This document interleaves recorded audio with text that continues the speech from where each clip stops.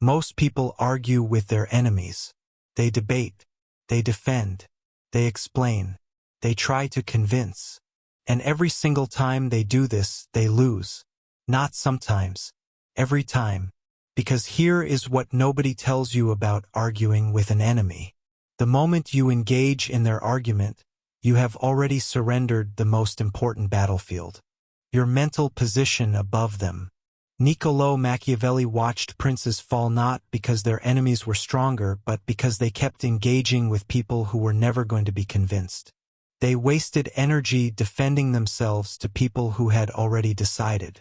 They played games designed by their opponents on courts built by their opponents using rules written by their opponents. And they lost. Tonight you learn 7 psychological tricks Machiavelli identified that allow you to defeat enemies completely without ever exchanging a single argument. Stay until trick number 5.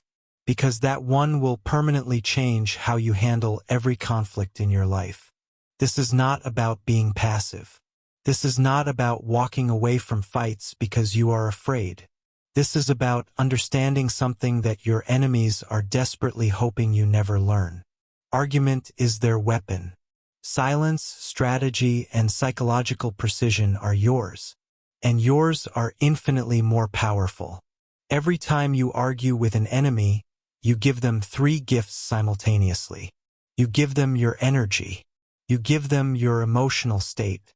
And you give them a map of exactly what bothers you. A map they will use against you every single time after that. Machiavelli called this feeding the enemy from your own table. You sit down to defeat them and accidentally nourish them instead. Starting now, that stops. The first trick is letting them talk themselves into destruction. Machiavelli observed that the most dangerous thing you can do to an enemy is give them space to speak without interruption. Most people think silence in conflict is weakness. It is the opposite. It is the most lethal weapon available to you. Here is the psychology behind this. When someone is in an adversarial state and you stop providing resistance, their aggression has nowhere to land. So it keeps escalating internally. They say more than they intended. They reveal more than they planned. They make claims they cannot support. They expose their real motives. They contradict themselves. They show the audience watching exactly who they are. And you did nothing except stop talking. Think about the last time someone was angry at you in a professional setting. They raised their voice. They made accusations. They pushed for a reaction. And if you had simply maintained calm eye contact and said nothing, their behavior would have revealed everything about them to everyone watching while revealing nothing about you. The person who argues reveals their pressure points. The person who remains silent reveals only their composure. In every conflict, the calmer person appears more powerful. Not because calmness is inherently powerful, but because calmness signals that nothing the other person is doing is working. And nothing is more destabilizing to an enemy than the realization that their attacks are not landing. The second trick is controlling the narrative before the conflict goes public. This is where Machiavelli's genius separates from ordinary thinking. He understood that in any conflict, the person who defines the story first wins the audience. And in human social dynamics, the audience almost always matters more than the actual argument. Your enemy is planning to tell their version of events. They are already framing you, already positioning you as the villain, already recruiting allies to their interpretation. But here is the problem they have not anticipated. You have been thinking about this longer than they realize.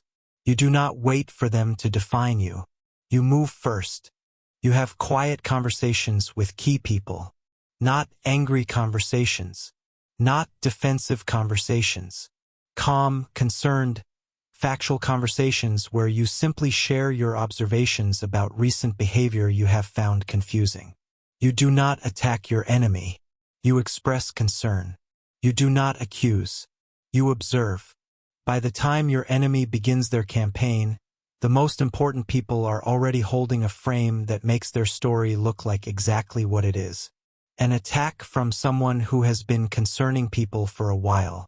The third trick is using their own strengths against them. Every enemy has qualities they are proud of, qualities they rely on, qualities that define how they see themselves. Machiavelli identified that the fastest way to destabilize an enemy psychologically is to create situations where their greatest strength becomes a liability.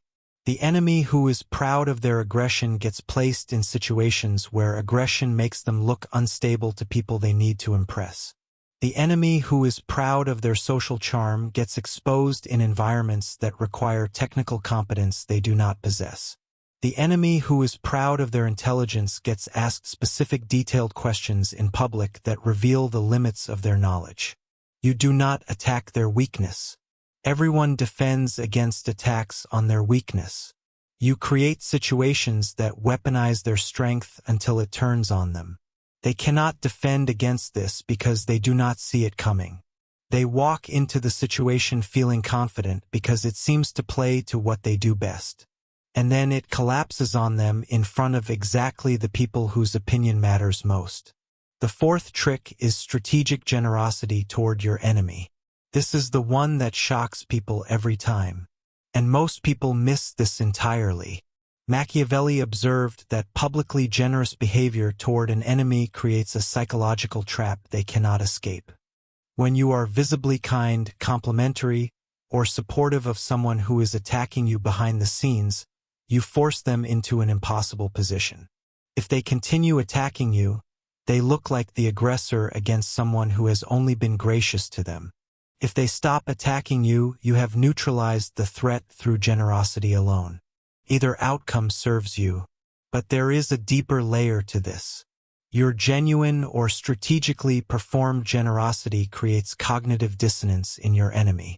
It is very difficult to maintain the psychological energy required to attack someone who keeps treating you well publicly. The hatred loses its clean narrative.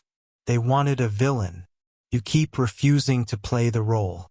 This generosity also signals to everyone watching that you are operating from a position of such security that their attacks do not even register as threats worth responding to. You are so far above the conflict that you can afford to be kind. That signal is devastating to an enemy whose entire strategy depends on you appearing threatened. The fifth trick is disappearing from their reality completely.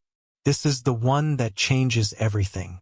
And Machiavelli considered it the most psychologically devastating move available against any enemy. Not confrontation, not revenge. Complete and total removal of your presence, attention, and reaction from their world. Here is the psychology. Your enemy has built their entire strategy around getting a response from you. Every attack is designed to produce a reaction. Every provocation is calibrated to generate engagement. Your reaction is not just satisfying to them emotionally. It is necessary for their strategy to function. Without your reaction, their attacks land in empty space. Without your engagement, their provocations have no audience. Without your presence, they are performing for nobody. When you disappear from someone's reality completely, you trigger something in the human psyche that no argument could ever produce. You trigger obsession. The human mind cannot tolerate being genuinely ignored by someone it considers significant. It will replay every interaction. It will search for explanations. It will question its own worth. It will escalate attempts to regain your attention. And every escalation makes them look more desperate to every person watching while you remain completely composed because you have genuinely moved on to more important things. This is not the silent treatment used as manipulation. This is actual indifference achieved through redirecting your focus entirely to your goals, your growth, and your genuine relationships. The difference matters. Performed indifference can be felt and will eventually crack. Genuine indifference achieved through actually filling your life with meaningful pursuits is impenetrable. Your enemy cannot reach someone who has truly stopped caring whether they are reached. Cut off the attention supply completely. No reactions. No responses through mutual contacts. No checking what they are doing. No emotional engagement of any kind. Remove them from your reality so completely that thinking about them becomes genuinely boring rather than painful. This is psychological defeat delivered without a single word. The sixth trick is making powerful allies before you need them. Machiavelli was absolute on this point. The prince who builds alliances during conflict is already too late. Alliance building must happen before any enemy emerges, before any conflict develops, because alliances built during conflict always look desperate and are therefore weak. But alliances built during peace are genuine and therefore powerful.